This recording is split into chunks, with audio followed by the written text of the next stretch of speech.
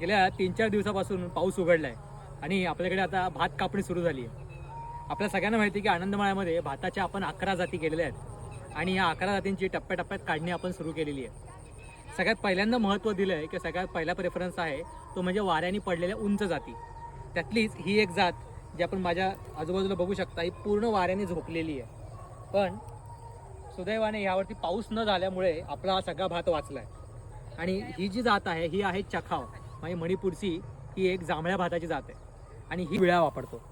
तुम्ही जर बघितलं तर ह्या विळ्याला इथे एक स्टेप आहे, त्यामुळे आपला हात वरती राहून आपण जमिनीलगत हा विळा नेऊन जमिनीलगत भात कापू शकतो.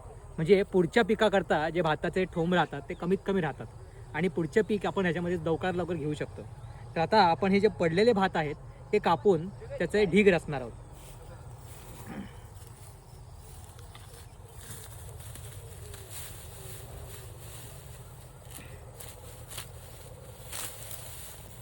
ह्या देशी जातींचं एक वैशिष्ट्य आहे बरं का.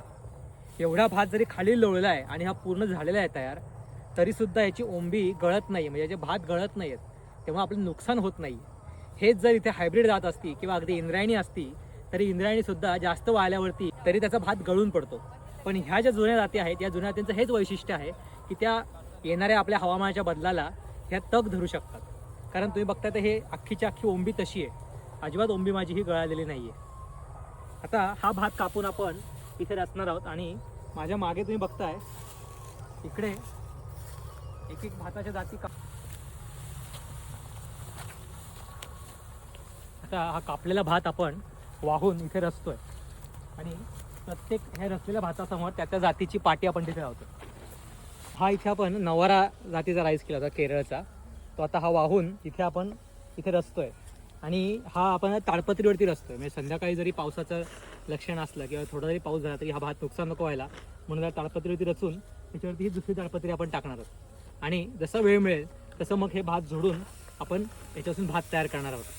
तर तुम्हालाही ही भाताची झोडणी, कापणी, उपणणी या सगळ्याचा अनुभव घ्यायचा असेल तर आमच्या आनंदमळ्याच्या भात कापणी महोत्सवाला नक्की भेट द्या.